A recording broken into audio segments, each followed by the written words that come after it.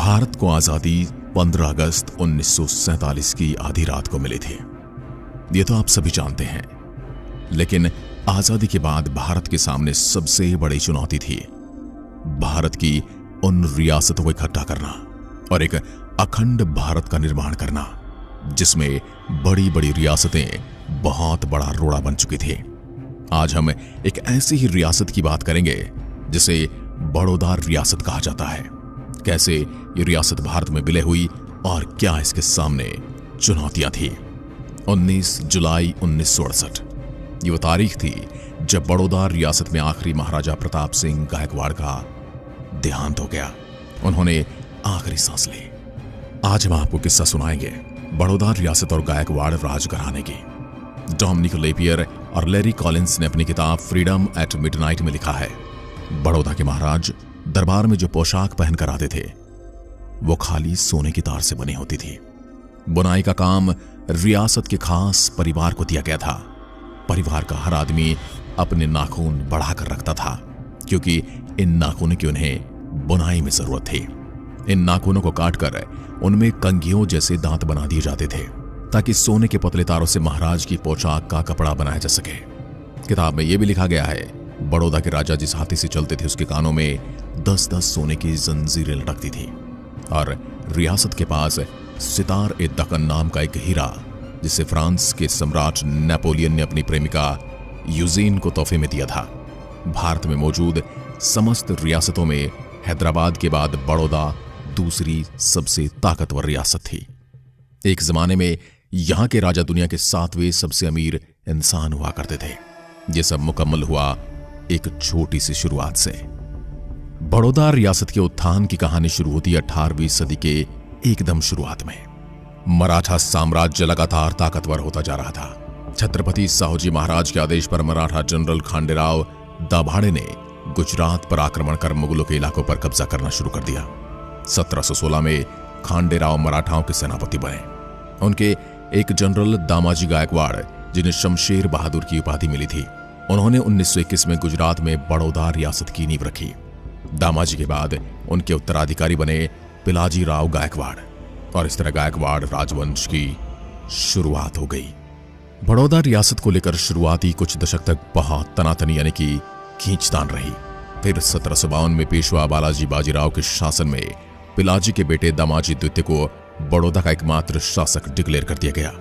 बदले में तय हुआ बड़ौदा से पेशवा को हर साल 5 लाख रुपए की चौथ दी जाएगी और 20,000 की घुड़सवार सेना पेशवा की सेवा के लिए हमेशा हर समय तैयार रहेगी। इस सेना का पूरा रखरखाव बड़ौदा राजघराना करेगा। साल 1758 में दामाजी गायकवाड़ ने अहमदाबाद के मुगल गवर्नर को उसके पद से हटाया और गुजरात के सबसे ताकतवर शासक बन गए। 19वीं सदी की शुरुआत तक मराठाओं और बड़ौदा रियासत के रिश्ते अच्छे रहे, लेकिन फिर दूसरे आंग्ल मराठा युद्ध के चलते शक्तियों का संतुलन बदल गया। लिहाजा बड़ौदा रियासत ने अंग्रेजों के साथ संधि में ही अपनी भलाई समझी और 1802 में बड़ौदा के राजा आनंद राव गायकवाड़ और ब्रिटिश ईस्ट इंडिया के बीच संधि हो गई, जिसके चलते रियासत का बड़ा हिस्सा अंग्रेजों के हाथ में चला गया।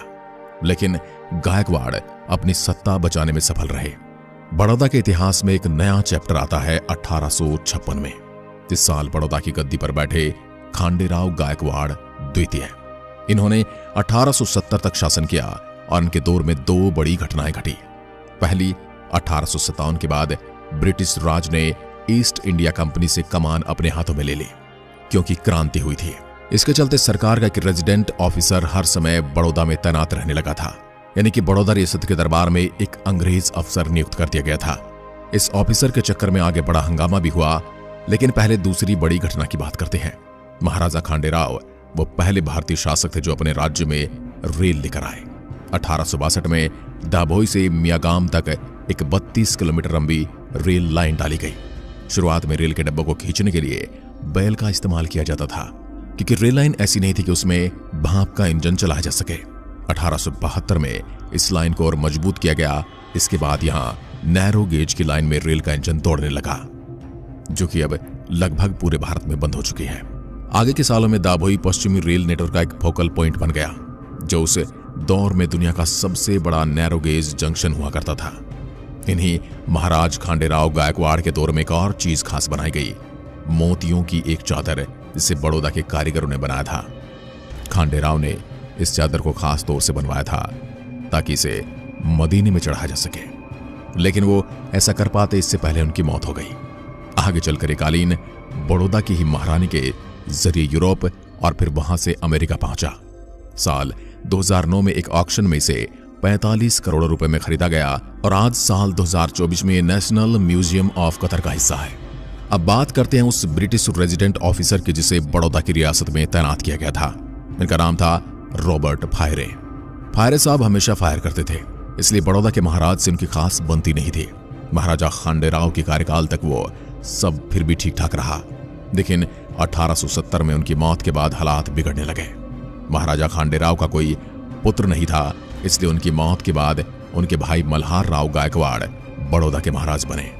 इनके कार्यकाल में एक घटना हुई जिसने बड़ौदा के भविष्य पर बहुत गहरा असर डाला। यह बात है साल 1874 की। इस रोज रॉबर्ट फायर सुबह सुबह घूमकर लौटे। हमेशा की तरह उनका नौकर शरबत का एक गिलास लेकर आया। एक घूंट पीकर ही फायरे को मितली आ गई और उन्होंने शरबत को जमीन पर फेंक दिया। उन्होंने देखा गिलास में अंदर कुछ काला जमा हुआ है। वो समझ गए कि यह तो जहर है और जैसे ही खबर ब्रिटिश अधिकारियों के बीच हंगामा मच गया। हालात संभालने के लिए महाराजा मल्हार राव ने फायर को आश्वासन दिया कि वो मामले की जांच करवाएंगे। इससे पहले जांच की जाती, फायरे ने खुद ही बता दिया कि इसके पीछे महाराजा खुद हैं। ब्रिटिश सरकार पहले से मल्हार राव को ठिकाने लगाने का बहाना ढूंढ रही थी और उन्होंने मल्हार राव के खिलाफ जांच बिठा दी। जांच पैनल में 3 भारतीय और 3 अंग्रेज थे। मल्हार राव ने अपनी पैरवी के लिए एक इंग्लिश बैरिस्टर को बुलाया, लेकिन फैसला उनके हक में नहीं आया और उन्हें गद्दी से हटा दिया गया। अब सवाल था कि नया बादशाह यानी कि राजा कौन बनेगा। इसी सवाल के जवाब में 1875 में बड़ौदा की कहानी में एक और एंट्री होती है। एक ऐसा महाराज जिन्हें अपने दौर का सबसे उदारवादी शासक कहा जाता था। इनका नाम था सयाजी राव गायकवाड़। इनके बचपन का नाम गोपाल राव था। ये बड़ौदा राज परिवार से संबंध रखते थे, लेकिन दूर के रिश्ते में इनके राजा बनने की कहानी यूं है कि मल्हार राव की गद्दी से उतरने के बाद पूर्व महाराज खांडेराव की पत्नी महारानी जमुनाबाई ने गायकवाड़ राजवंश के सभी रिश्तेदारों को बड़ौदा आने का न्योता दिया। न्योते की शर्त यह थी कि उन्हें अपने बेटों को साथ लाना होगा और जो भी सबसे उपयुक्त होगा उससे महारानी गोद लेंगी और वही बड़ौदा का अगला महाराज बनेगा। प्रत्याशियों में एक नाम था 12 साल के गोपाल राव का। गोपाल राव 3 भाइयों में मंझले थे। जब न्योता का पता चला तो उनके माँ बाप 600 किलोमीटर की पैदल यात्रा कर महाराष्ट्र के कौलाना से बड़ौदा पहुंचे।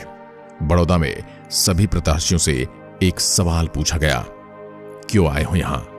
इसके बाद गोपाल राव को एक नया नाम दिया गया, सयाजी राव, और सत्ता संभालने के लिए उनकी ट्रेनिंग शुरू हो गई। साल 1881 में सयाजी राव को पूरी तरह सत्ता मिली और अंग्रेजों ने उन्हें फर्जंद ए खास दौलत इंग्लिशिया की पदवी दे दी। इस पदवी का मतलब था ब्रिटिश राज का खासम खास। सयाजी राव ने 58 सालों तक बड़ौदा पर शासन किया। इस दौरान उन्होंने बहुत से सुधार लागू किए। बाल विवाह पर बैन लगाया, स्कूल और हॉस्पिटल बनवाए और कला को बढ़ावा दिया। उनके शासन में कुछ कमाल की चीजें हुई। मसलन बैंक ऑफ बड़ौदा की स्थापना हुई, जो आज साल 2024 में भी भारत के बड़े बैंकों में से एक है। जहां तक महाराजा सयाजी राव की बात है, 63 साल की जिंदगी जीने के बाद साल 1939 में वो चल बसे। उनके बाद उनके पोते प्रताप सिंह राव गायकवाड़ को बड़ौदा का महाराज बनाया गया। अब यहां से शुरुआत होती है बड़ौदा में भारतीय संघ में विलय की कहानी। साल 1939 में प्रताप राव महाराजा बने। कोल्हापुर की घोरपड़े परिवार से आने वाली महारानी शांता देवी उनकी महारानी बनी। इस शादी से महाराजा को 8 बच्चे हुए, लेकिन फिर 1943 में महाराजा मद्रास के एक जमींदार की बेटी के इश्क में गिरफ्तार हो गए। महाराजा के सामने 2 समस्याएं थी। साल 1947 में जब बड़ौदा रियासत का भारत में विलय की बात हुई सरदार पटेल के माध्यम से, तो महाराजा काफी उत्सुक दिखे। संविधान सभा में प्रतिनिधि भेजने वालों में बड़ौदा पहली रियासत थी और जल्द ही उन्होंने विलय पत्र पर दस्तखत की इच्छा भी जाहिर कर दी। सबको लगा मामला सेटल है, लेकिन फिर ऐन मौके पर महाराजा अपनी बात से पलट गए। महाराजा के पड़ोस में जूनागढ़ की रियासत पड़ती थी। वहां के नवाब ने पाकिस्तान में विलय की इच्छा जाहिर की तो प्रताप राव को लगा उसका फायदा उठाकर वो भी अपने लिए रियासत हासिल कर सकते हैं। उधर 1947 में महाराजा का एक और राज खुला। आजादी के बाद बड़ौदा की ट्रेजरी का हिसाब किया गया तो पता चला महाराजा ने 1943 से 1948 के बीच प्रीवी पर्स के अलावा 6 करोड़ रुपए और निकाले थे, जो बड़ौदा की जनता का पैसा था। इसके अलावा 7 लड़ी वाला एक मोतियों वाला हार, सितारे दक्कन जड़ा हीरे का हार और मोतियों के बने 2 कालीन बड़ौदा के खजाने से ये सब चीजें महाराजा ने देश के बाहर पहुंचा दी थी। यह सब देखकर सरदार पटेल ने तेजी से महाराजा के स्क्रू कसने शुरू कर दिए और अंततः 31 जनवरी 1949 को महाराजा ने भारत के साथ विलय की घोषणा कर दी। विलय संपन्न हुआ 1 मई 1949 को, जब बड़ौदा को बॉम्बे का हिस्सा बना दिया गया। लापियर और कॉलिंस की किताब के अनुसार जिस रोज विलय की बात पक्की हुई, महाराजा इतने दुखी थे कि मेनन के गले लगकर रोने लगे। बड़ौदा रियासत के भारत में विलय की पूरी कहानी के बाद शायद एक सवाल हर किसी के मन में आता है, सीता देवी का क्या हुआ जिसने महाराजा प्रताप राव से दूसरी शादी की थी? उनकी कहानी अपने आप में काफी दिलचस्प है। 1947 के बाद रानी यूरोप चली गई और वहां के एक देश मोनाको की नागरिकता ले ली। बड़ौदा रियासत से ले जाए गए काफी सारे बेशकीमती जवाहरात महाराजा ने सीता देवी को दिए थे। आगे चलकर ये अलग अलग ऑक्शन में देखे गए। इनमें 2 हीरे शामिल थे, एक 128 कैरेट का और दूसरा 78 कैरेट का। आज के हिसाब से इनकी कीमत प्रति कैरेट 6 करोड़ रुपए बैठती है। आप अंदाजा लगाइए ये कितने कीमती थे। 1956 में महाराजा प्रताप राव और सीता देवी अलग हो गए। महाराज ने अपने अंतिम दिन लंदन में गुजारे, वहीं सीता देवी 1986 तक जिंदा रही। अपने आखिरी दिन गरीबी में गुजारने के बाद फ्रांस में उनकी मौत हो गई और वहीं उनका अंतिम संस्कार भी हो गया। तो ये थी कहानी बड़ौदा रियासत के, जिसे भारत में विलाने के लिए काफी संघर्ष करना पड़ा। क्या आप भी मानते हैं कि सरदार पटेल नहीं होते तो शायद आज भी भारत में बहुत सारी रियासतें अपने पैर जमा चुकी होती और शायद भारत के बहुत सारे टुकड़े हो गए होते। जय हिंद, जय भारत।